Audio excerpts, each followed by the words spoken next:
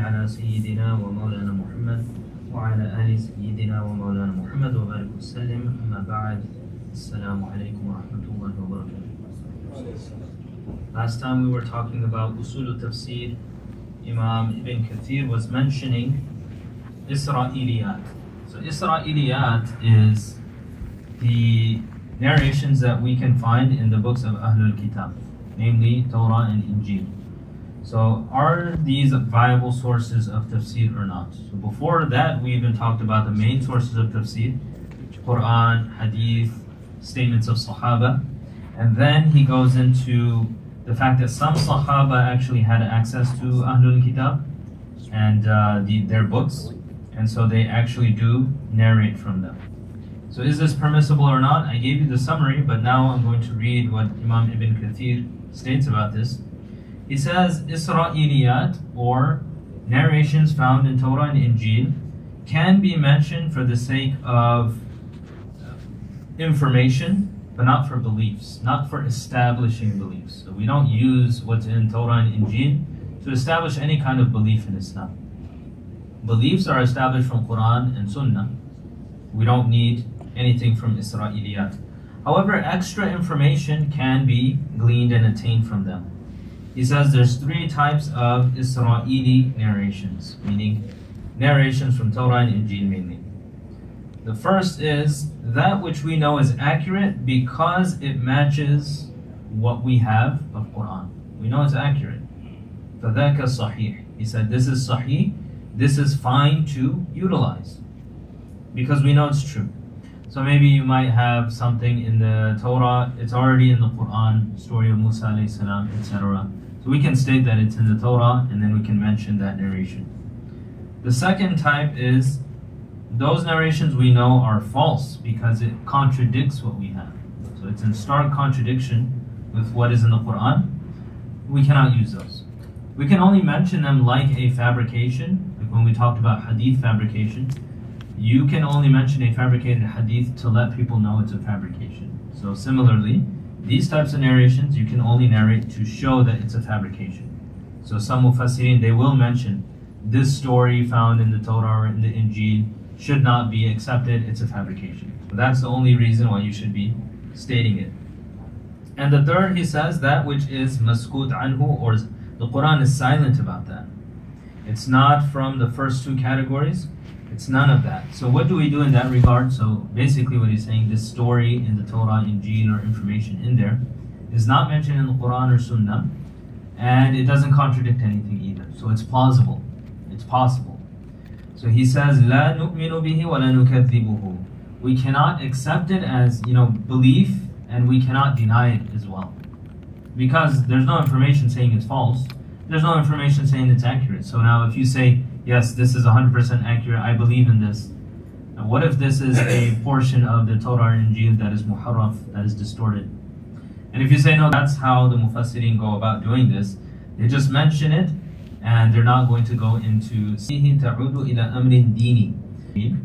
not in Quran Sunnah, it's not contradicting Quran and Sunnah either. Usually these are of no benefit. If there was something of benefit, Allah would have mentioned it in Quran, or Nabi Sallallahu Alaihi Wasallam would have told us this. Extra info about stuff, you can look at the Torah and Injil. Many of the stories in the Quran are mentioned in the Torah and Injil, but in different, some examples of this. He says the ulama of Ahlul Kitab, Christians, they differ on minute, small aspects. Why? Because, there's no, for example, what were the names of Ashab the Mufassirin? They bring their names and they say they have some very ajib sounding names, but it's not like Zayd or something like this. Azmohor, how many were there, etc. Does this make you closer to Allah subhanahu wa ta'ala, knowing the hidayah? Allah will not mention things straight to the point, very beautiful. As for the, maybe not, we cannot say definitively. He says, Lawnukal, what was their number? Then you have to go to Egypt and see what kind of trees they had there. It's made of the miswak tree. God stated in the Injil, such and such. What were the names of the Baqarah that brought life again? What type of sitting they go into it? And then the fourth one, I can't remember what it was, because crow represents cowardice, so you have to slaughter them for the sake of Allah. You don't need that. It's not gonna. And another example in Surah Al-Baqarah, there's who was this person that was murdered? You know, how do we find him? So Musa alayhi salam received revelation that you need to slaughter the baqarah, and you that a piece of meat. The deceased will come back to life, and he'll tell you who killed him, and then he's gonna die again. Who cares what piece of the cow it was, right? So he's talking about all these kind of things. What was the tree that caught on fire? It doesn't give you an increase in your deen or your dunya. You get nothing out of it. Details, like, you know, it just makes it more vivid as a story. That's all it does. Hidayah, huda lil muttaqin. That's the purpose of the book. Hidayah. All other subject matters. When did I start, by the way? Does anyone? I didn't even check. Okay, sure. So Quran's subject matter is Hidayah. There's a book in that category. So it is restrictive in what, you know, which is very interesting. He does istidlal, he makes a point from an ayah. He says, quoting from Ahlul Kitab, although Hidayah outside of Quran, however, quoting them is jaiz, is permissible. Why? There's a hadith. Go ahead, quote the Banu Israel from, it's an authentic hadith of Nabi Sallallahu Alaihi Wasallam. And he says, Allah subhanahu wa ta'ala says in Buhum Rajman bil Ghayb, they will soon tell you there was 3 Ashabul Kahf and the 4th was the dog. Cast a type of sleep over them. They slept for about 100 years. How many were Ashabul Kahf? In the ayah it says, some people are saying there's 3 and there was a dog with them. Other people are saying there's 5 and then the 6th for this. Then Allah subhanahu wa ta'ala says, وَيَقُولُونَ سَبَعَةٌ وَثَامِنُهُمْ كَلْبُهُمْ. They'll also say there were 7 Ashabul Kahf. This is as a proof. And then Allah ta'ala says, رَبِّي أَعْلَمُ بِعِدَّتِهِمْ مَا يَعْلَمُهُمْ إِلَّا قَلِيلٌ. Saying, my Lord knows their exact number. No one knows them except for few people do know them. Few people know the exact number. وَلَا تَسْتَفْتِ فِيهِمْ مِنْهُمْ أَحَدًا. And do not ask, do not seek, you know, going to people and seeking the exact number of them. So this ayah is very important. Ibn Kathir, he states here, or he quotes here, وَقَدْ اشْتَمَلَتْ هَذِهِ الْآيَةُ الْكَرِيمَةُ عَلَى الْأَدَبِ فِي هَذَا الْمَقَامِ. This ayah number 22 of Surah Al-Kahf, tells you the etiquette in quoting Ahlul Kitab. Allah subhanahu wa ta'ala saw being the dog and they're just guessing in the darkness. How is this the etiquette of quoting Ahlul Kitab? وَتَعَلِمُوا مَا يَنْبَغِي فِي مِثْلِ هَذَا. It teaches you how to go about quoting them. How? فَإِنَّهُ تَعَالَى حَكَى عَنْهُمْ ثَلَاثَةَ أَقْوَالٍ. Allah subhanahu wa ta'ala mentions 3 opinions.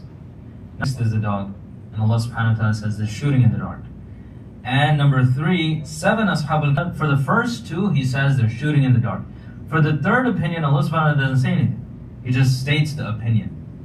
They're going to say there's 7 and the 8th is a dog. But regarding that, Allah subhanahu wa ta'ala doesn't say anything. So then he says, this shows that the 3rd opinion is correct. The 3rd opinion, there was 7 Ashabul Kahf and the 8th one was the dog. If it was incorrect, Allah subhanahu wa ta'ala would have refuted it just like he refuted the first 2. So you get an inclination of, or understanding of how to quote. Then Allah subhanahu wa ta'ala tells that their exact number, there's no real benefit from it. Allah knows exactly, very few people know it. Don't really go into deep matters about this, don't argue. But get involved just apparently. فَيُقَالُ فِي مِثْلِ هَذَا. In this regard, Allah says, قُلْ رَبِّي أَعْلَمُ بِعِدَّتِهِمْ. Allah knows their number. No, I'm just going to finish this paragraph inshallah.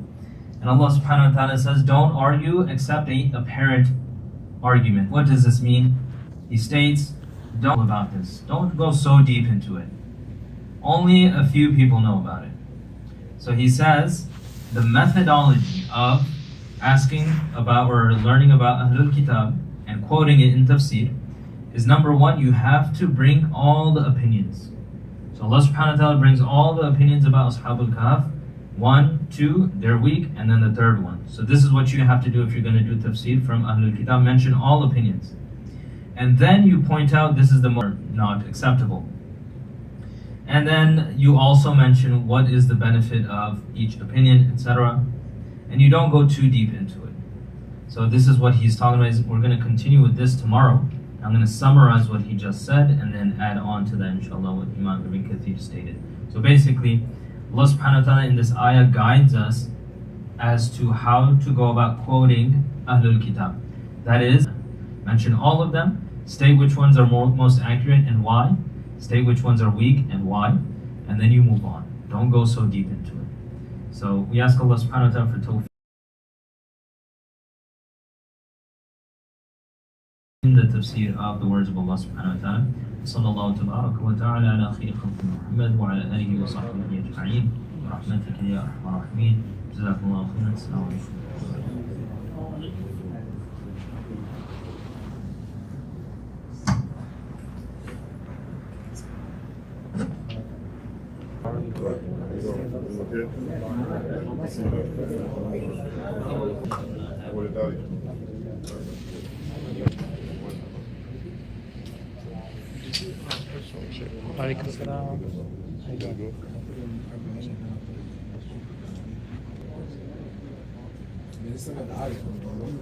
So this is still going, right?